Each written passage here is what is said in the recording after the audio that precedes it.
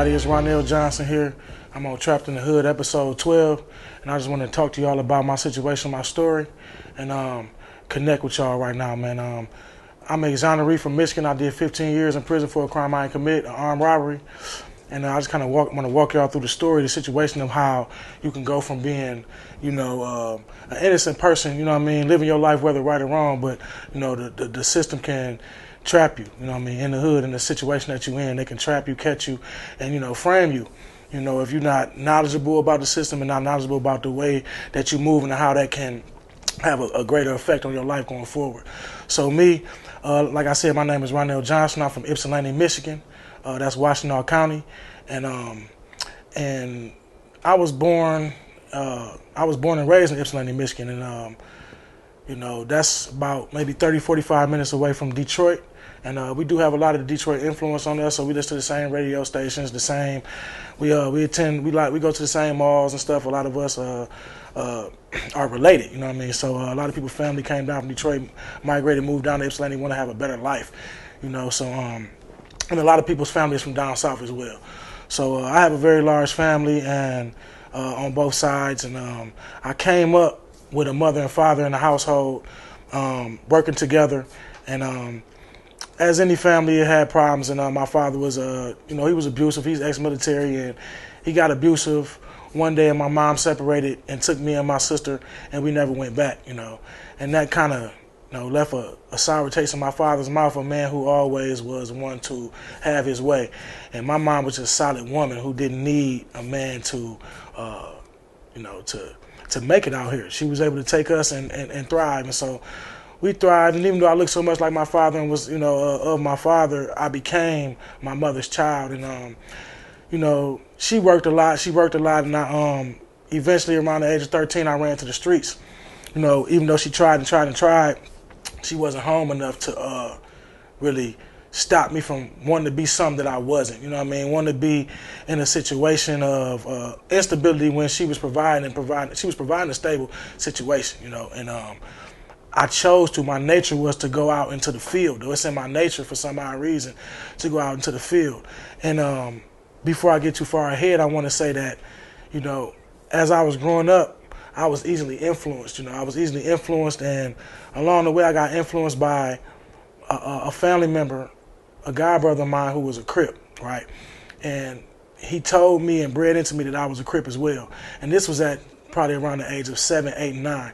So even before I jumped off into the streets and started being into, criminal activity or just being bad, you would say, I was already claiming to be a Crip. So this is something that's in it's in the media. It's popular in our music. It's popular in our culture, in the black culture. So this was something that got impressed upon me, and I'm impressionable. And so around the age of 13, when I jumped off into the street, I was proclaiming to be a Crip without having a real connection to where that comes from. It's just something that was impressed upon me from somebody who, told me that's what it was. So I began to kind of get into trouble with being just in the field, as we would say, in the field out there trying to be macho, getting into I used to steal cars. I wanted to be in the car. I wanted to drive. So I used to steal cars, and that led me into selling drugs at the age of 16. However, I was always good. I was always able to excel in my schooling, and I've always had a light about me and a goodness about me. I was always a kind person, and it was just that I was on the wrong track. I didn't know what to do with my life, and I was immature, And so around the age of when I turned 20 years old in March of 2007, I was just living my life with no purpose, But I was trying to stop selling drugs. I knew I was tired of grabbing that same 8-ball of dope and wasting the money and then getting another one. So, I was just, I was a ladies' man. I had the drugs and I had vehicles, but hey, I wasn't doing the right thing, But I still wasn't hurting anybody. I wasn't like I sold drugs, but it was like in my mind, that's like a service almost, But I wasn't. What my meaning is, I wasn't attacking people. I wasn't. I never was an abusive person. I always loved elderly women and children. I always was a defender and a protector. So One day I just I was at home and the police kicked in the door and they took me in custody and accused me of armed robbery that happened on the other side of town. And I was at my mom's house that day. And long story short, man, that was in 2007, April 2007, and by the time 2008 came around, they convicted me of felony possession of firearm, felony firearm, and conspiracy to commit armed robbery with 4 individuals who robbed a car wash. However, none of the 4 individuals were apprehended. How I became a suspect was that a week after the robbery, they aired it on the news, and they got a call from a individual saying that he was Ronnell Johnson, that he was the father of one of the individuals in the footage. He saw the news broadcast of the robbery, and he believed that one of the individuals wearing a mask was his son, Ronnell being me. And so they came to his house. He provided them with photographs of me recently, from us recently being together, his birthday and his mother's birthday, my grandmother. He provided the police with these pictures and basically confirmed to them that I was this person in this mask. And with that, they obtained a search warrant, and a judge issued them to, basically come kick in my mom's door, and I was there, and they apprehended me and charged me with these charges, and I just told them, it wasn't me. I never had done anything like that, and that wasn't my lifestyle, but that wasn't enough because I didn't have a job, so I didn't have whereabouts. I was living my life, all over the place, so the way I was living allowed them to be able to at least frame me in that way, that I wasn't keeping track of my whereabouts, and it was like, you know what I mean? So that's one way right there that you can become trapped in the situation I got trapped in. But from there, it still should never have become a situation where one person gets charged with a crime that 4 people committed, and their only witness or their only informant is a father, a family member. So they didn't do, I had a trial, I had a bench trial, mind you, because I was advised by my attorney that, hey, go to a bench trial because the judge knows you more. The judge has more of a relationship and the reporter knows the law better than, say, a jury of 12 people who may not know the ins and outs of what's going on here. So, that's a faster way for the system to get done with your trial as well. But I agree because I did feel that the judge would know the difference between a father who is trying to be overzealous and because it was like we couldn't figure out why he was doing this. He was in there telling the world that he was just trying to do the right thing and right or wrong, and that I was on the wrong track and I needed to be stopped, and that I needed to have a wake up call. But the reality was, my father had committed a crime and was in trouble on his own, and was facing some charges before the crime that he informed on me that he said I was a actor in. He was in trouble already with law enforcement, and when he saw that crime, he had a moment and said, "Oh, wait a minute, I can use this to save myself." He had a meeting with prosecutors behind closed doors about giving them me in that case in order to get probation and get no jail time, no prison time in his case, which he was supposed to serve mandatory 6 years in prison for being a habitual for the crime he did, which was felonious assault. He put a weapon on a woman for no reason, tried to get her to move out of a parking spot. The police came. He pulled guns on them because he didn't know they was the police because they were unmarked. And then more police had to come in. So he was in serious crap. And because of that day he was watching the news and saw the broadcast and felt that one of the men was me. He had that moment to say, you know what, I'm finna stop my son, because he felt that I was on the wrong track. Because even though I was in the streets, he just thought he didn't know me, and he tried to use the fact in the courtroom that I was his son and how much he knew me and how sure he was that was me. That was why he convinced the courtroom. Instead of the courtroom dealing in facts and law, they dealt in a family matter. It was just like a family matter because I had my mother and my stepfather and everybody there testifying and saying that was not Ronnell. He didn't do this robbery. But my dad was saying that was me in all the ways that he knew it was me. But yeah, his facts never lined up with the facts of the case and the fact of the matter. And so I went into the prison system. I got convicted. Long story short, I got convicted of that. The judge believed my father and my aunt. He had my aunt, his sister, come and corroborate him. But lo and behold, it took 7 years for my aunt to finally come out. So I did 7 years in prison before my aunt basically she was saying it through the family. You know what? That wasn't true. I knew that wasn't Ronnell. My brother was convincing me to do this to back him up, because we thought that Ronnell was on the wrong track, but I knew that wasn't Ronnell in that robbery. When I got on the stand and said those things, I wasn't being truthful. I was just trying to do what we thought was best for Ronnell. So when I heard these things to the family, I contacted the Michigan Innocence Clinic and then told them that I had new evidence potentially, and they used their students to go into the field and contact my aunt, and they got with my mother, and they went down there, and she actually signed an affidavit. One of the first things that helped me in my path of getting home, of clearing my name. But while I was in prison, I faced a lot of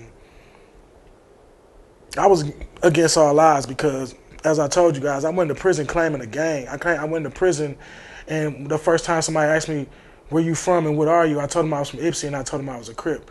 And that did me no favors, because that wasn't the point. I was supposed to be there trying to clear my name, which I was, but yet the pride and the machismo is gonna be like, I'm in here for something I didn't do. I went into prison with an attitude. I went into prison with a chip on my shoulder, and I was upset because I knew that I couldn't seek refuge in anybody in there. I knew I couldn't cry. I knew I couldn't say, "Hey, I'm innocent. Help, help, help." I knew that I wasn't the biggest, baddest person, most intimidating. I had no size or anything. I knew that people would try to prey upon me, and I knew that if I went in there a certain way, that I was going to become food. So I went in there, and who I am is a person who stand up for herself. Who I am is a person who, I'm a man. So I had to learn. I was scared as hell, but I had to figure out that, hey, this is the way I got to walk through it. So in the quest of me trying to gain my freedom and go to the law library and do the right thing and stay out of trouble, me just being me, representing myself and saying who I am and trying to be real, all I knew who to be, caused problems, because you had a gang influx in there where everybody wanted to become a blood, which is a Crip opposition and all that, and I had to really, really, really prove myself. I was attacked with razors. I was attacked by groups, and I still withstood. I didn't get any of those. None of those wounds landed. None of those blows landed, because I had an anointing on me. I had a protector on me. My mother poured so much. She prayed over me so much and put a blessing on me my whole life, to where even though my father did what he did and I was in there in the wilderness and I was doing things that was sabotaging my own self, I still had a righteous cause. I still had a righteous endeavor, and I still was operating in truth, and I'm still good. So even though it's darkness, I'm dealing in darkness and light. The light always casts out the darkness. So that's my way of saying it, that, like I say, 7 years in, through all of that going on, the gang stuff, and me just trying to be me, I'm out here playing basketball, working out, that causes conflict.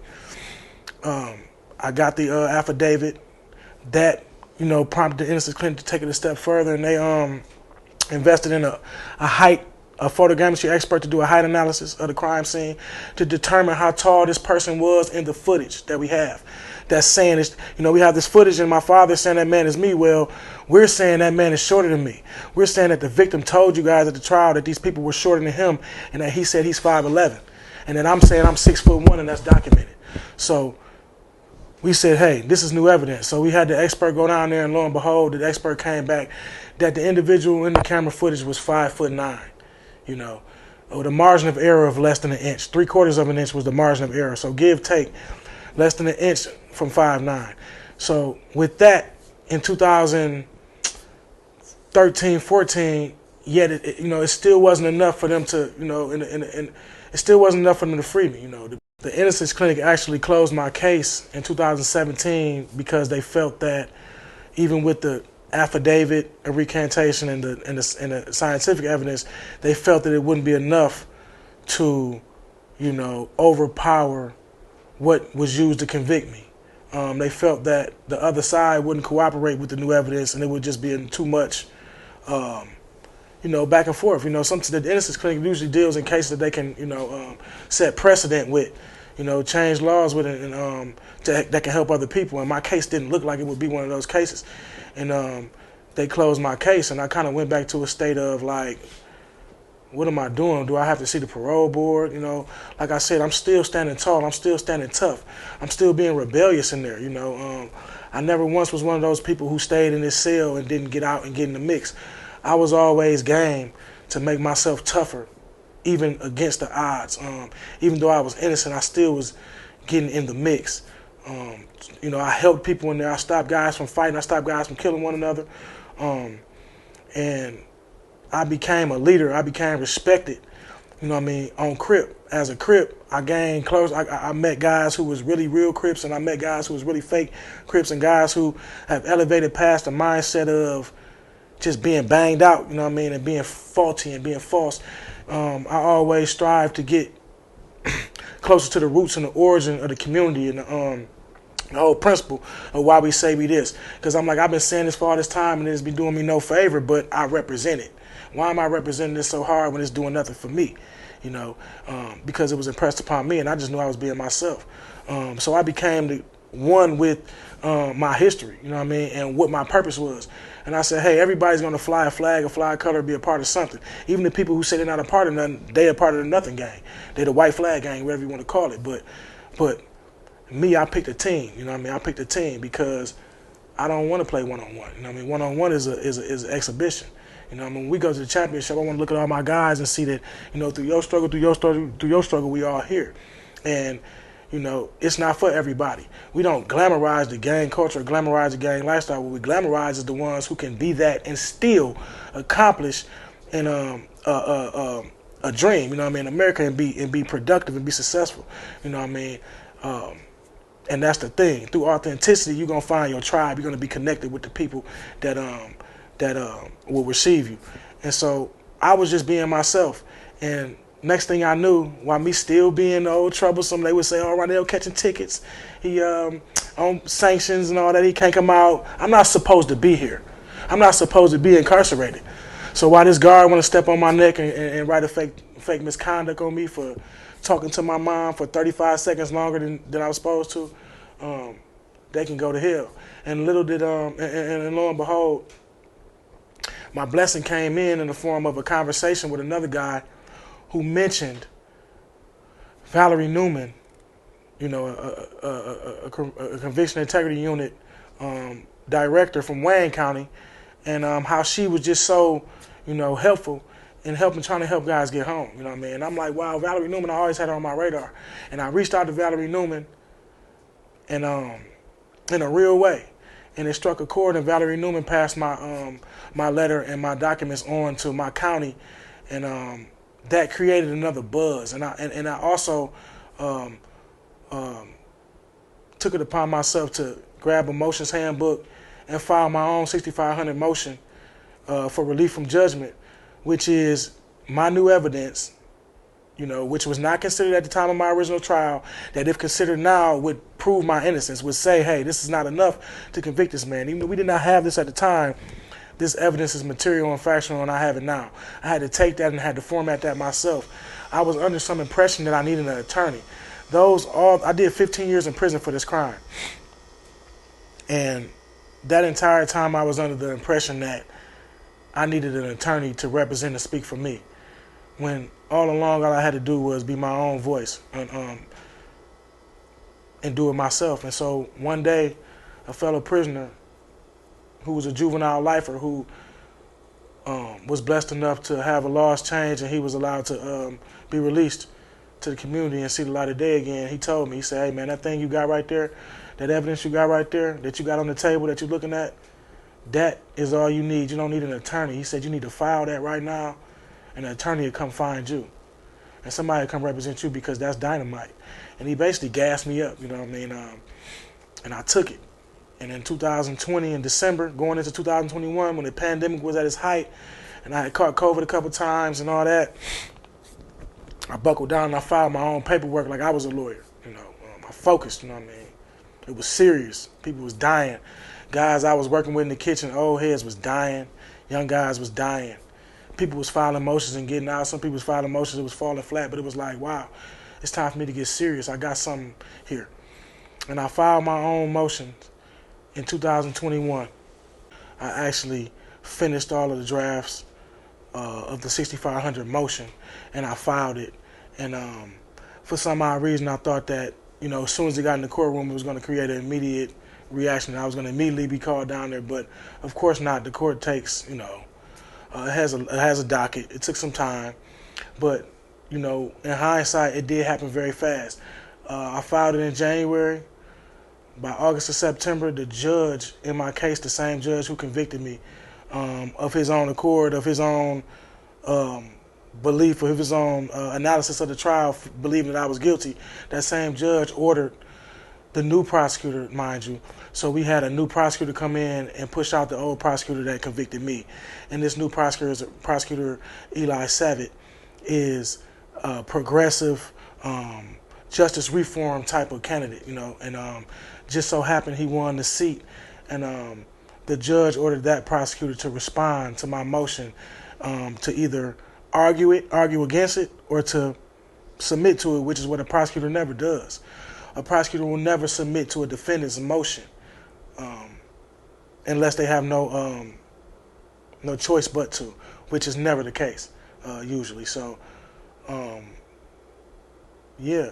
In September, Judge Archie Brown ordered the prosecutor to respond. The prosecutor responded saying that they needed more time to investigate. And the time that they actually investigated, when they came back, they determined that the previous prosecutor withheld evidence from the judge and the court and the defense that they were working with my father to not let him go to prison in order to put me in prison, basically. And they said that was dead wrong. And they said that we do not wish to, we wish to dismiss these charges against Ronnell. And my judge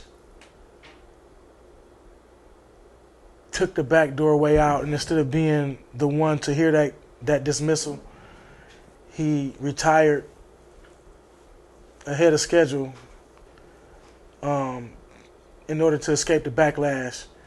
And so they put another judge in his place, shooed me down to the Washtenaw County Jail in June, in June of 2022. And I had a Zoom hearing in front of a judge I'd never seen.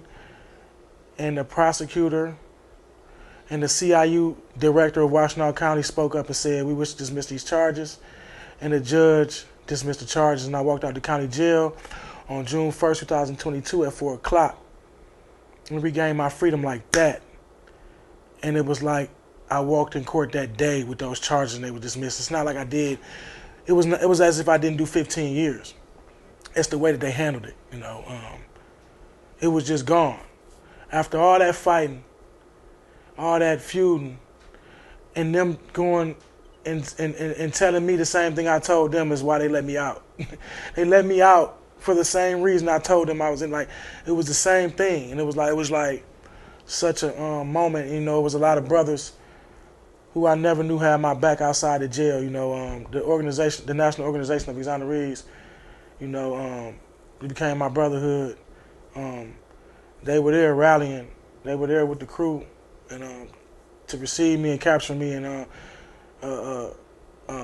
capture my freedom. Me regain my freedom and let me know that I had brothers behind me. And June 1st, 2022, and which was the summer. I mean, I couldn't have asked for a more fitting release. And I got reconnected with my daughter. At that time she was 16. My mother and my sister took care of her the whole time I was in there. Her mom took care of her, and the family just kind of, took that load for me while I was in there. I maintained that relationship. But my daughter went through a lot of hell herself, and I was determined to get my own place and raise her up myself for that last bit of time that I had her. She's still in high school, so I did that. And I did what a real man does, I got out, I got my own place, I got my own vehicles. I continued to network, so I knew that networking was the key to connecting with, all sides of society. You gotta connect the people that are inside the prison with the people that are outside. You gotta connect with the old, with the young, the different nationalities and races. We all out here trying to connect. And through networking, you're going to find out that a lot of people have testimonies that are intertwined, and people you would never know, you'd be related to people, you have friends and people who's, it's just all walks of life.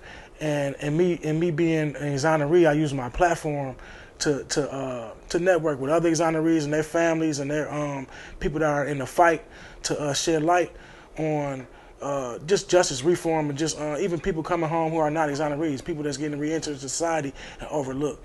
So I stayed tapped into my base, and I attended many functions and things. And recently, we went to an annual conference in Phoenix, Arizona, and I was able to be a part of something that was not just in the state of Michigan. We're talking about the nationwide network of innocence. You got people all the way as far as Seattle, Washington, and people as far as Maine, New York. And everybody has their own groups, of exonerees. And so we all down there mingling at the resort, at the Arizona Retreat and Spa.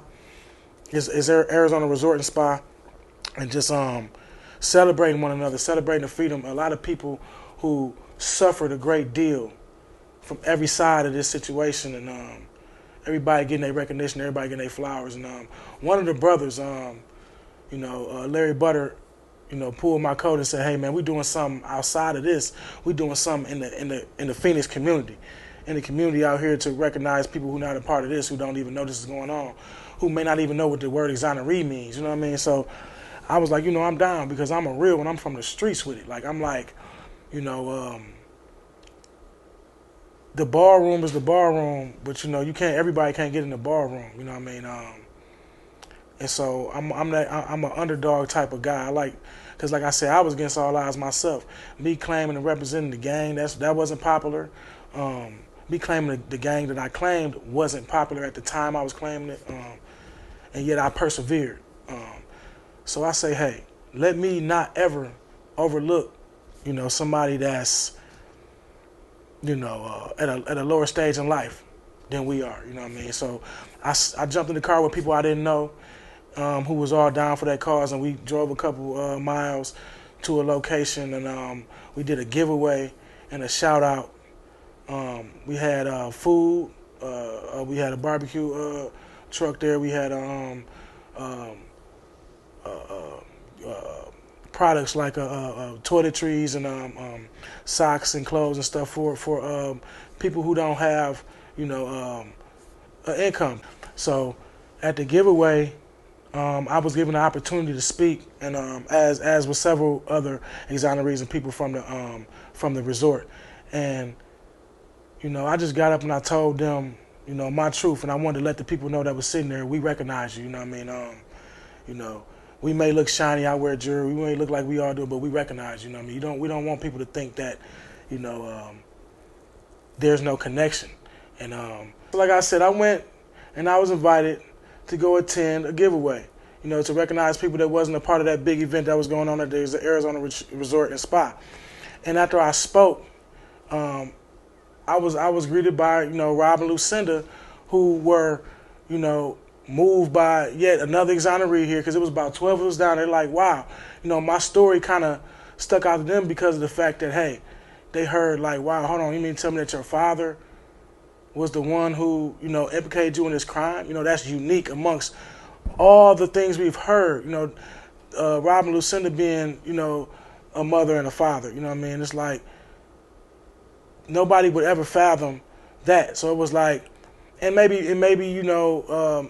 part of my testimony stuck out, but we ended up tapping in with one another, man, and pledging to assist one another going forward. They're a part of the shedding light on the injustice that's rampant in the whole United States. Rob and Lucinda write hundreds and hundreds and hundreds of letters, a week, to people, individuals, to shed light on individual stories. And my individual story, kind of caught them, and we ended up exchanging information, talking, and staying in contact even after I flew back to Michigan. And being and not knowing that, how connected Rob was to the state of Michigan, to Detroit, and me being home, being in this community now, and being a community exonerees, I'm in Detroit now in the area, and it's like we stayed in contact on social media. And Rob does music, I do music, and we knew that, that it was mutually beneficial for us to work with one another, for him to help me get my story out there. And it's just so ironic that they did what they did for Snoop Dogg's mom. Yeah, so like I was saying, I met Rob and Lucinda, and they took a liking to me. They took me in, and they told me, we want to provide a space for you to tell your story. You know what I mean? Because we recognize you, recognize what you've been through, and you have a unique story that can reach people. You know what I mean? Everybody has a way about them, and some people, you know, they just have a way of connecting with youngsters and even elderly in a way that others don't. I always been one that was like a bridge. You know what I mean? I never did shy away from the old folks or the young ones. I was that guy on the yard who would spend time with an OG and get the game, and then talk to a youngster about why he may think that the OGs don't love him or they don't. No, I'm gonna tell him that the system divides and conquers us. You know what I mean? And I'm here to tell you that, look, y'all got to find the common ground and stop blaming and pointing fingers. You know what I mean? I've always been the type of person. Rob and Lucinda seen that, hey, like I said, I'm a person that can help push the program, you know what I mean, on prevention and stopping people from going from the school to prison pipeline. You know what I mean? And look, the streets don't lay you back. And like I say, when you in the streets, bro, we all trapped in the hood. This is Trapped in the Hood, episode 12. Amongst many, and we just hope that these episodes can connect with anybody that is supposed to connect with, because like I say, each situation is different. It may be a person viewing this that can't connect with this one, but they can connect with episode 11. You know what I mean? We provide a whole catalog. You know what I mean? Because the thing is, it's about prevention. You know what I mean? It's about saving lives. It's about stopping people from going through, something that can be avoided. And it's just as simple as that. Yeah, so I would be remiss if I didn't leave you guys without just a progress report of what I got going on and what I'm into. And so a couple things. I partnered with my best friend Doug Little, and we have a reentry program. It's called Comeback Kid, and we provide merchandise, and we provide a whole reentry package for people that's may not, everybody not exonerated, everybody's not coming home to a good situation. So we want to do things like, in our community, we always wanted to get out in style, get out of prison in style, be picked up a certain way. And so we like to get guys out, put new shoes on their feet, put clothes on their back, and put them in contact with business owners, in contact with people who know how to set up bank accounts and get their credit going and stuff like that. We have these connections now. So Comeback Kid is not only a reentry program, it's also merchandise, because we have Comeback brand clothing. We have the hoodies, the hats, the shoes, and it's a whole lifestyle thing. It's almost like it's a style. It's like a form of reentry. So everybody's not gonna. It's the culture. You know what I mean? So we do it in a newer revolutionary way. And I also have an LLC that I started called V12 Lavish Lifestyle, where we rent luxury vehicles for people to do promotions and videos and go to proms and stuff like that. I'm just trying to hustle and make my money. I've always been a hustler, and I also motivationally speak, and talk to kids about prevention. We go into schools. We rock the I forget the name of the school, but we rock the school downtown Detroit, and they love us. They actually want us to go on a tour of schools, man, and because the way that we came in there and played, we got a friend of ours that's a rapper, a hot rapper right now, T. Pringle, and we came in there and we played Rare Form, and we also talked to them about financial literacy. We talked to them about prison prevention. We told a little bit of my story, just a little bit. We told a little bit of everybody's story, and they was like, wow, you guys are the movement. You guys are a wave to reach a certain type of audience. You know what I mean? So that's all we trying to do, y'all, man, is bridge these gaps between the old and the young, between the known and the unknown. And that's what we're here for. Be on the lookout for us, man. Like I say, this is Trapped in the Hood, episode 12. And I'm glad to be here with Rob and Lucinda Boyd. And much love, y'all.